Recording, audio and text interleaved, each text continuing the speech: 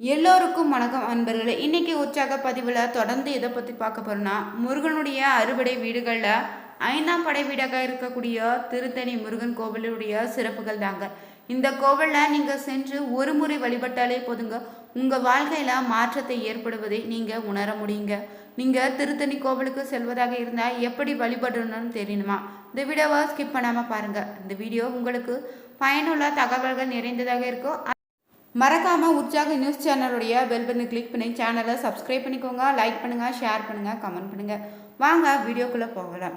முருகப்பெருமானுக்கு பார்த்தீங்கன்னா சூரனை வதம் செய்த பிறகு தாங்க சினம் தனித்து வள்ளி தெய்வானையுடன் சார்ந்த சுரூபமாக வந்து அமர்ந்த இடம் தாங்க திருத்தணி சொல்லலாம். சினம் தனித்த இடம் என்பதால தாங்க இங்கே திருத்தணிகைன்னு இருந்து இந்த தலம் அமைக்கப்படுது. பிறகு பார்த்தீங்கன்னா அதுவே மறுவிதாங்க திருத்தணின்னு என்றாயிருக்குது. இது முருகனுடைய அறுபடை வீடுகளிலேயே 5ஆம் படை வீடாக இருக்குது. மிக பழமையான முருகன் கோவில்களை இதுவும் ஒன்றாக நம்ம சொல்லலாம். மற்ற கோவில்களை இருப்பது போல இங்குள்ள முருகன் பார்த்தீங்கன்னா சிலையில் வேல் இருப்பது இல்லைங்க. அலங்காரம் செய்யும் போது மட்டும்தான் வேல் சாற்றப்படுதுங்க. சக்தி சஸ்தம் எனப்படக்கூடிய வஜ்ர வேலுடனேயே முருகன் காட்சி தராரு. இந்த கோவிலில் பார்த்தீங்கன்னா மூலவர் சுப்பிரமணிய சுவாமி தாங்க. உற்சவர் பார்த்தீங்கன்னா சண்முகர். தாயார் வந்து வள்ளி தெய்வானிங்க. தல விருஷமாக மகுட மரம் அமைஞ்சிருக்குது. தீர்த்தமாக பார்த்தீங்கன்னா இந்திர தீர்த்தம், சரவண பொய்யின்னு, சரஸ்வதி தீர்த்தன்னு, மட செட்டிக்குளன்னு நல்லா குளம் அமைஞ்சிருக்குதுங்க. புராண பெயர் பார்த்தீங்கன்னா சிறுதணி தாங்க. இந்த கோவிலுடைய வரலாறு பார்த்தீங்கன்னா ஒரு தனிச்சிறப்பனையே சொல்லலாங்க. திருத்தணி மலை பகுதியில் தாங்க வசிந்த வேடர்களில் தலைவனாக நம்பிராஜான் இருந்திருக்காரு. ஒரு முறை பார்த்தீங்கன்னா காட்டுக்கு சென்ற போது தாங்க ஒரு குழந்தையை வள்ளி கொடியின் அடியில் கண்டிருக்காரு. இந்த குழந்தை பார்த்தீங்கன்னா திருமாலுடைய புதல்வின்னு சொல்லப்படுது. சந்தர்ப்ப வசத்தால் பூமிக்கு வந்திருக்கா. குழந்தைக்கு வள்ளி என பெயர் சூட்டி வளர்த்தான். பருவம் அடைந்த வள்ளி திணைப்புணம் காத்து வந்திருக்கா. அவளை ஆட்கொள்ள முருகனுமே முதியவர் வடிவில் வந்திருக்காரு. வள்ளி மேலே காதலும் கொண்டிருக்காரா. அவளை திருமணம் செய்ய ஆசைப்பட்டு பார்த்தீங்கன்னா தன் அண்ணன் கணேசனுடைய உதவியை நாடியிருக்காரு முருகப்பெருமானுமே. கணேசர் யானை வடிவெடுத்து வள்ளியை பயமுறுத்தியிருக்காரு. பயந்தோடிய வள்ளி பார்த்தீங்கன்னா கிழவர் முருகனை தழுவி கொண்டாளாம். அவரது திருமேனி பட்டதுமே பார்த்தீங்கன்னா வந்திருப்பது முருகன் என அறிந்த வள்ளியுமே அவருடன் இணைந்தார். வள்ளியை பயமுறுத்திய விநாயகர் பார்த்தீங்கன்னா ஆபத் சகாய விநாயகர் என்ற பெயரில் அழைக்கப்படுறாரு. மலைப்பாதையில் பார்த்தீங்கன்னா விநாயகருமே வள்ளியும் அமர்ந்திருக்கக்கூடிய சன்னதியும் இருக்குதுங்க. திருச்செந்தூரில் சூரசம்ஹாரம் செய்த முருகன் பார்த்தீங்கன்னா கோபம் தனித்த இத்தலம் பார்த்தீங்கன்னா திருத்தணிகை எனப்பட்டு திருத்தணி என சுருங்கி இருக்குதுங்க. இந்த கோவிலில் பார்த்தீங்கன்னா வருடத்தில் நாட்களை குறிக்கும் வகையில் தாங்க 365 படிகள் கொண்டதாக இந்த கோவிலை அமைச்சிருக்காங்க. இங்குள்ள உற்சவர் பார்த்தீங்கன்னா சன்னதி 1,00,000 ருத்ராட்சங்களாலான ருத்ராட்ச மண்டபமாக இருக்குது.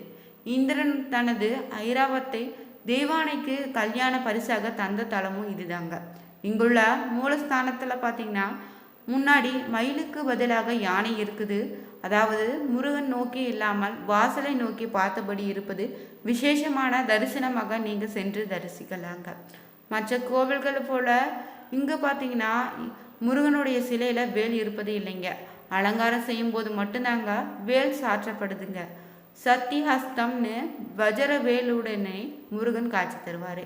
முருகன் பார்த்தீங்கன்னா கோபம் தளித்த தலம் என்பதால் முருகனுடைய கையில் வேல் கிடையாதுங்க.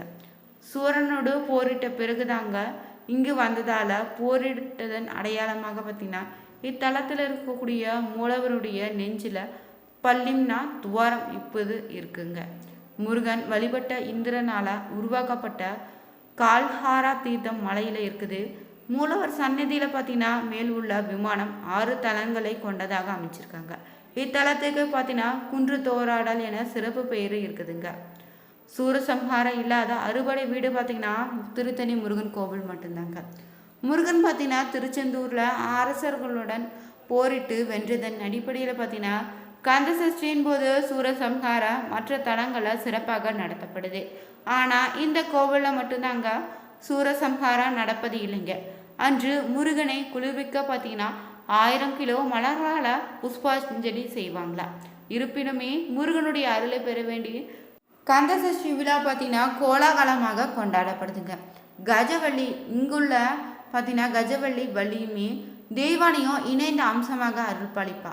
வலது கையில் வள்ளிக்குரிய தாமரையும் இடது கையில் பார்த்தீங்கன்னா தெய்வானைக்குரிய நீலத்பவ மலரும் வைத்திருப்பாளாம். தங்கத்தேர் புறப்பாடு இல்லாத வெள்ளிக்கிழமைகளில் மட்டும் கஜவலியினுடைய கிளிவாகன பவனி நடக்குதுங்க. முருகனுக்கு பார்த்தீங்கன்னா இந்திரன் காணிக்கையாக கொடுத்த சந்தன கல்லில் அரைக்கப்படக்கூடிய சந்தனமே சாத்தப்படுது.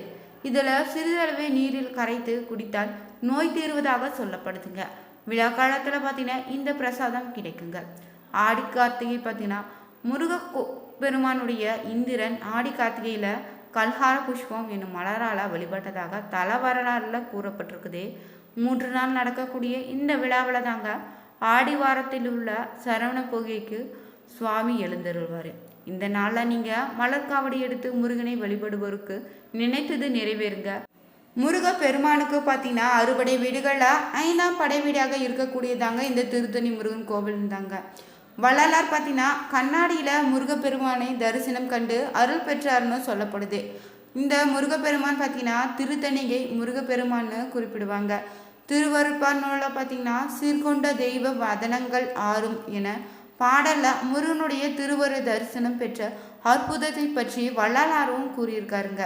கர்நாடக சங்கீத மேதைகளில் ஒருவராக இருக்கக்கூடிய முத்துசாமி தீட்சிதருமே ஒரு முறை திருத்தணி வந்திருக்காரு.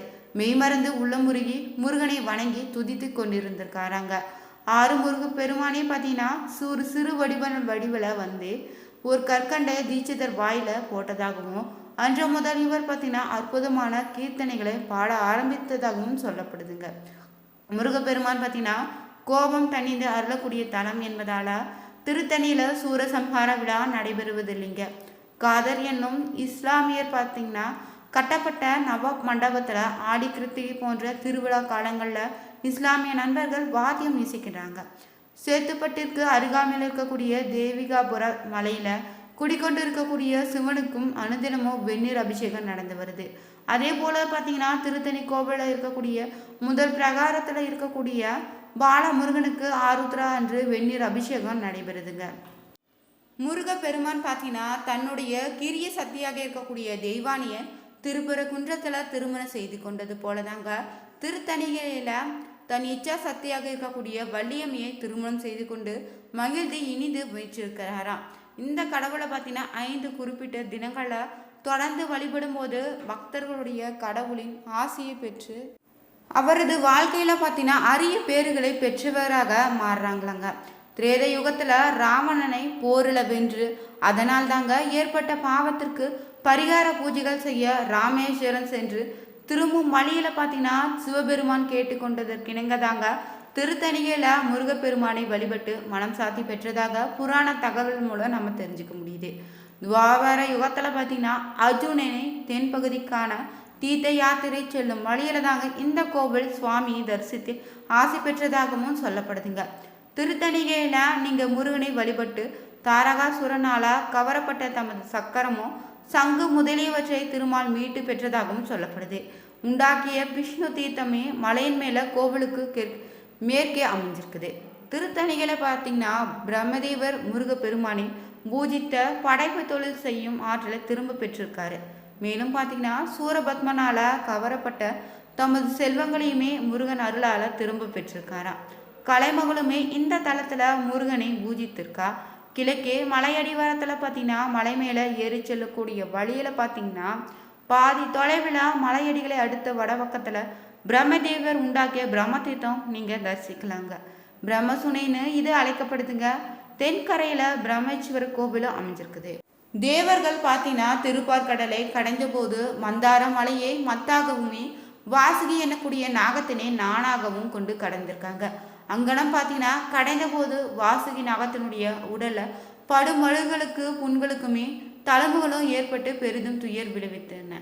ஒரு சுனையில் நாள்தோறுமே முறையாக நீராடி முருகனை வழிபட்டு வாசுகி நாகம் அத்துயரங்களிலிருந்து நீங்கி உயிர்த்ததாகவும் சொல்லப்படுது. ஆதிசேஷ தீர்த்தன்னு விஷ்ணு தீர்த்தத்துக்கு மேற்கே நீங்கள் மலைப்பதிக்கு தென்புற இருக்குதுங்க. இங்கு முருகனை வழிபட்டு அகத்திய முனிவரும் பார்த்தீங்கன்னா முத்தமிழ் புலமையுமே சிவஞான தெளிவும் பெற்றதாக சொல்லப்படுது. உண்டாக்கிய அகத்திய தீர்த்தனும் ஆதிசேஷ தீர்த்தத்துக்கு தென்கிழக்கில் அமைஞ்சிருக்க. இந்த வீடியோ பிடிச்சிருந்தா லைக் பண்ணுங்க, ஷேர் பண்ணுங்க, கமெண்ட் பண்ணுங்க. திருத்தணி முருகன் கோவிலுக்கு சென்று முருகனுடைய பரிபூர்ண அருளை பெற வேண்டும்னு நாங்களும் பிரார்த்திக்கிறோம். அனைவருக்கும் நன்றி நண்பர்களே.